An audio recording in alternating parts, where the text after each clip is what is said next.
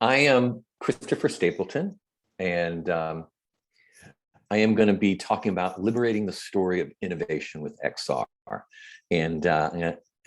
But first, I want to talk to you about and just thank you for having me here. Every time I connect up with Nasir, he always brings together the three key things for innovation. That's the next generation technology. That is all the tools and toys that we're able to get to play with to bring us new capabilities. The next generation technology, which is what Chen Yang and I talk about on how to start, how to change the way we do business, which is true radical innovation. But most importantly, the next generation of tech talent. And this is a critical part. This is you guys out there that are bringing the technology transfer into people's lives, to transform those lives, to make it better, faster, and more safe. And so I'm really glad that these pieces all come together. And I'm going to be talking about how all that comes together in the broader view, and really talk to you about how future is all around us. We can see it. If we can't see it, we need to liberate it. But the key is seeing it. And a lot of people don't see it. So I'm going to talk to you about my role as innovation broker and creative venture catalyst with the SIMIOSYS Real World Laboratory. This is a part of my world. But before I go in, I want to share with you, Nasir talked about my background, but I'm second generation simulation expert. My father worked on the first manned spaceflight simulator, which was really cool back when I was just a baby. And since then, I've been doing 30 years of VR research and virtual reality, augmented reality, mixed reality, and now extended reality, which extended reality isn't a catch-all phrase. It has very specific meaning for me, which I'll go into a little later.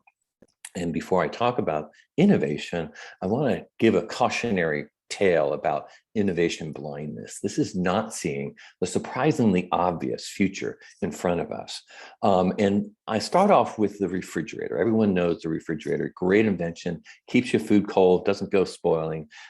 Who invented the refrigerator, and who brought us this great innovation? Well, was the inventor of the icebox? Well, most companies that created iceboxes never really produced refrigerators. They had a serious case of innovation blindness, and they lost that whole business and went out of business because the people who produced ice boxes were really, their product was ice. They were delivering ice their business model was ice harvesting to get it to your homes. And the ice box was merely to keep the product cold. And this was the really innovation blindness that we had, because really what we're talking about was the customer's purpose of keeping their food cold, not their ice. And because of that, many of the icebox makers never did transfer into refrigeration makers, and they lost that opportunity for innovation because they couldn't see it. They were so close to their own business model. They said, what, create a whole self-sustaining cold refrigerator system for the customer? Why would we do that? They would not need our ice. Then our ice harvesting business would go out of business. Well, that's a foolish idea. And this is what I come up with all the time. And it's a matter of how do you get off, be able to bring new ideas to fruition and really help advance life and save lives when everyone can't see it. And this is a real big challenge. And so that is the liberating story of innovation, and particularly with XR, which I'll get into. Now, I'm going to be talking about the same three things of the big, bold goal, collaborating, and going to scale as Chen Yang, but where we perceive things similarly, we conceive things very differently. So in my story, it's pretty much a 3-act play.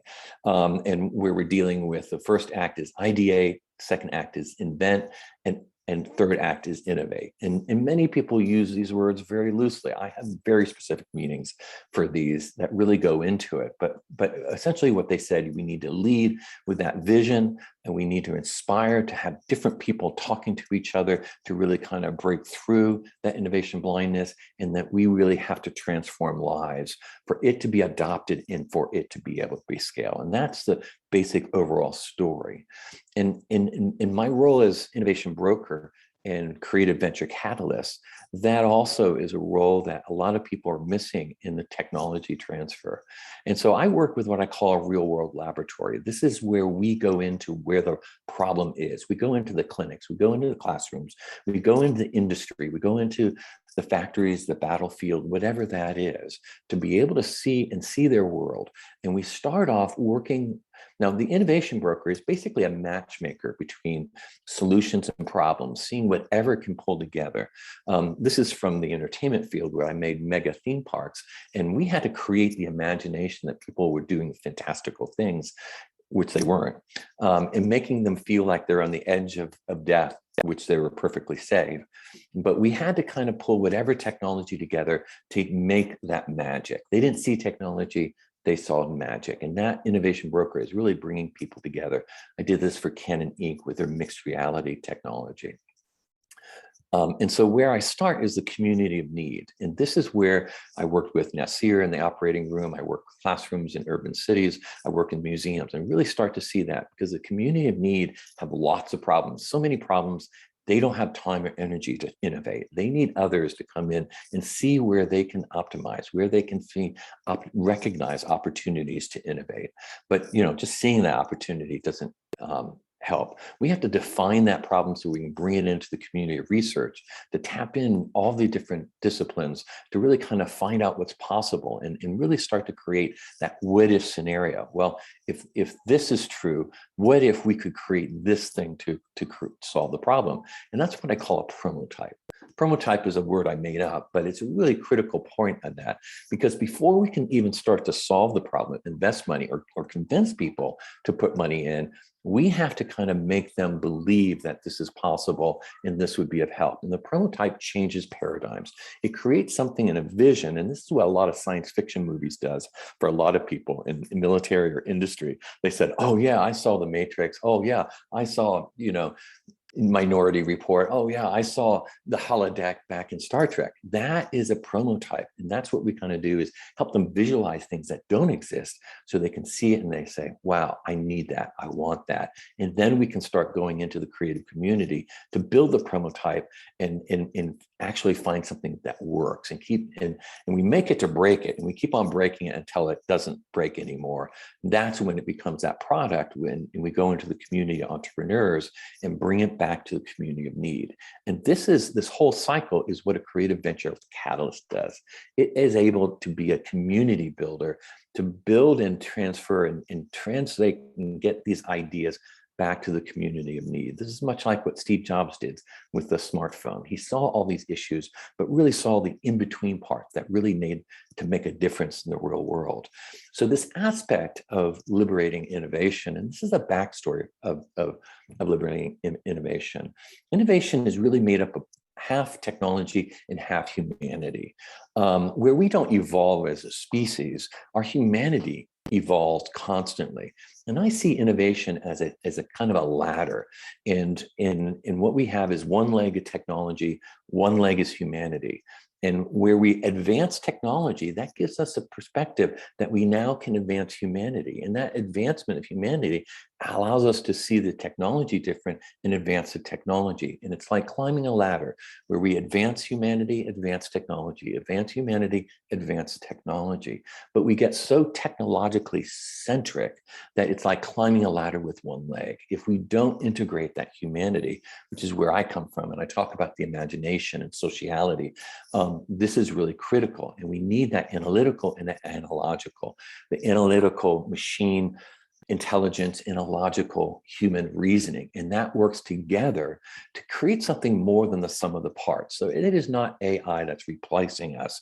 It is AI that's augmenting us. And this is where we start to come and start to see the problem and the solution and the function and the purpose together as the same thing at different same coin, different sides. And this is where we get into transdisciplinary collaboration. This is very important because it's not like multidisciplinary or interdisciplinary or multidisciplinary. Those starting to have no meaning. Transdisciplinary, and when we get into someone else's problem space, where we cross over and be able to. It's what I did with Nasir in his lab at Technical University of Munich. We were able to kind of combine what the surgeon does, what the computer scientist does, and I was working with as a communication artist. And that where we really stimulated innovation by thinking differently. But what happens here is when we go into someone else's problem space, we become a novice. Very smart, educated, articulate novice, but a novice stuff just the same. And sometimes it's very difficult for a lot of experts to think and have the novel mind. The novice mind is really how we look at things differently and make those breakthroughs. And so what happens here also is that we're all inventors and we're all innovators throughout history. But we're really, when we see the innovation happen, we're really innovators over our own invention, like the refrigerator and the icebox.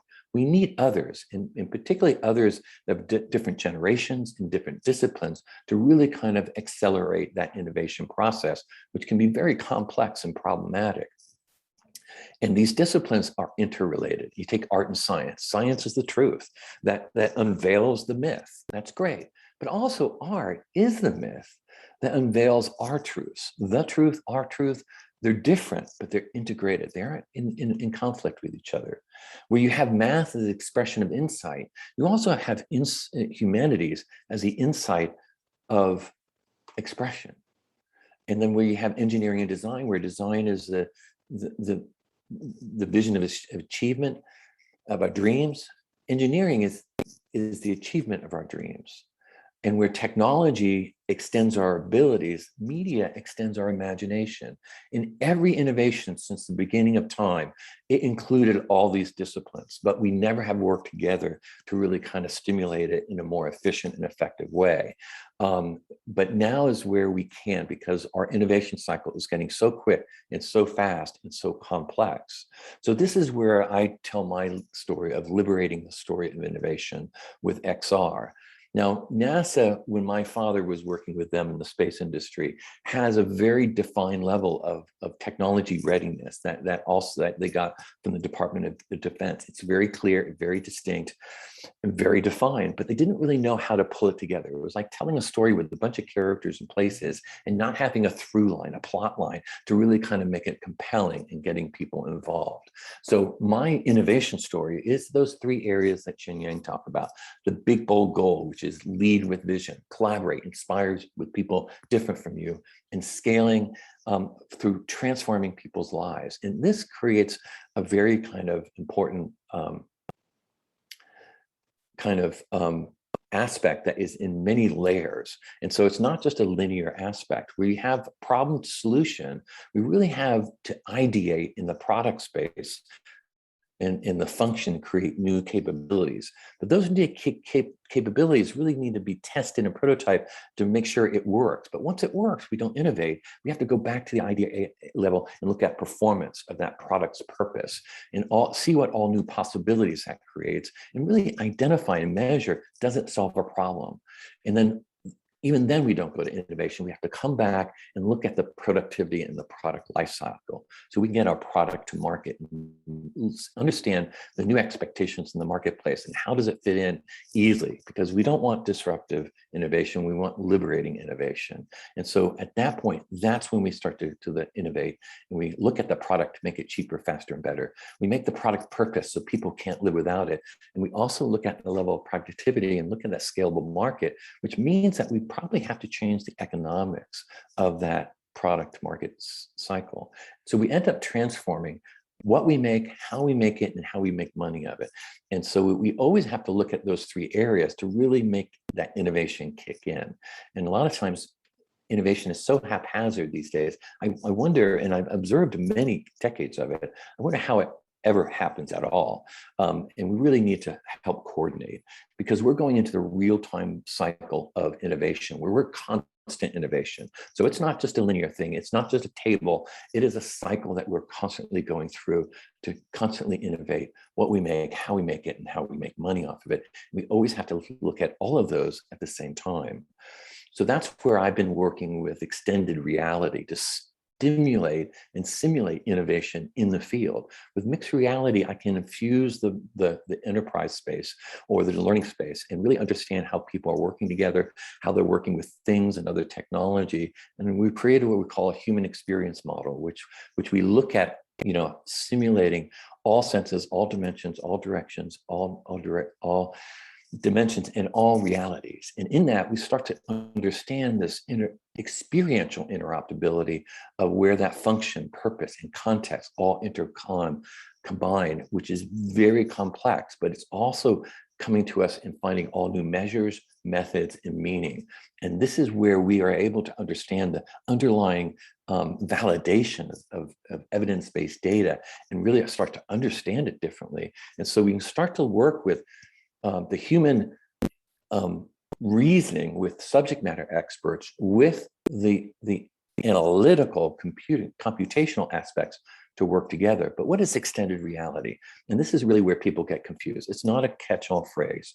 First of all, we start reality. We know all the senses, we capture it. But with extended reality, we're extending it in 3 different directions.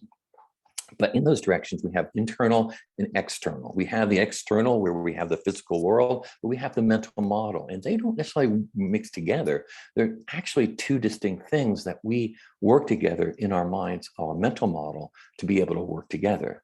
We have the virtuality continuum that you know of. It goes from 100% real to 100% virtual. This is, when we put virtual into real, it's augmented reality. We put virtual in the real and the virtual, we have augmented virtuality. It becomes a whole external continuum of stimuli of our senses. But what that is doing is painting with our imagination, building our mental models of our dreams, our memories, our vision. And we usually have to envision anything that we do before we do it, so that we know that we can do it. And a lot of stuff experts think analogically, so that is embedded into their intuition experience. And they aren't looking at it so analytically as novices do.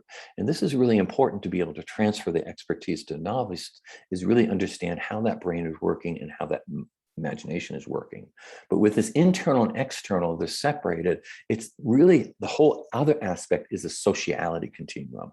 This is how we people work together, this teamwork. And we look at fatalities in the operating room, you have to look at teamwork, communication, technical skills, and cognitive skills all together, because they equally contribute to fatality. And this is where we have to be able to stimulate, capture, and analyze constantly. Now, we've been working with conversational story continuum because we understand that the brain works like a story. Everything we remember is attached to a story. And it doesn't work like a computer. And this is really where a powerful area that I've been using in international collaboration of building mega theme parks, which are very complex, very expensive, and very dangerous. And so extended reality is these 3 axes that needs these other enabling technologies like machine working, biotech, augmented intelligence, in the cloud, et cetera, to really work all together. And so it's this total aspect of interoperable experience that is XR. And so where we are looking at is virtuality continuum is really changing the interface that we work with. We have what we call a digital interface, that's something that's physical and digital, but we can fidget with it with our hands. Our hands are extensions of our brains to create the digital. And the interface is no longer just sucking face with the monitor. It's the interspace between people and how they work in the objects, which I call the interspace, the digital interspace, so that we can now start to see that social engagement happening with all of our purpose of our technology. And that comes us with a sociality continuum. This is for the human connection for healing, because you can get them to stop, you can get the heart beating and the lungs breathing, and you can keep them alive. But where the healing happens is that human connection and that social engagement. And this is where we are starting to work and measure the sociality continuum between social isolation and social cohesion, which is really kind of contributing to a lot of, illness in, after the pandemic, but also social unrest. These are all really understanding how to see it and measure it and help to improve it. And then that is how it connects with the imaginality continuum. This is the internal emotions and aspects. This is where if a stroke survivor like here is rehabilitating with aphasia treatment, one of the key things is having the hope and in the creativity that really excites them and engage them with the community. And this is one of the key things that we don't necessarily look at in that healing process. But we're working with all of that with the space industry to be able to really help us transcend time and space for social resiliency. So when we start sending people to Mars, and isolation is the only psychological barrier we have to habitating Mars, because we haven't solved it even on Earth. And so how can we help that aspect of connecting with people without being able to interact in real time? And these are the things that we're looking at and finding all new measures and meanings and methods of what I call social story analogics versus analytics. But this is where all these pieces come together in a very brief description of liberating that story of innovation, so that we can have that big goal of in the 3-act play of being able to ideate, invent, innovate, and lead with vision, and inspire across disciplines and transform lives. And we have to look at this in the real-time innovation cycle constantly together, as we can't separate it as much, even though we will focus on each part at a time. So this is what I do in SIMIOSYS real-world laboratories, and I go into other people's problem spaces to really innovate and be a broker and also a catalyst to really improving things. And I wanted just to kind of mention here that I'm going to be starting an omni-channel transmedia program called Evoke, where we're going to start to look at and examine all these different fields of how we can reimagine what experience is. And so that's my story of liberating the story of innovation with XR. I hope you like it. I'm available at Christopher@stapleton.net. So thank you. I hope I was in time, which I think I was. Thank you very much for the interesting and inspiring talks to both of you. And I think we have we're a bit late, but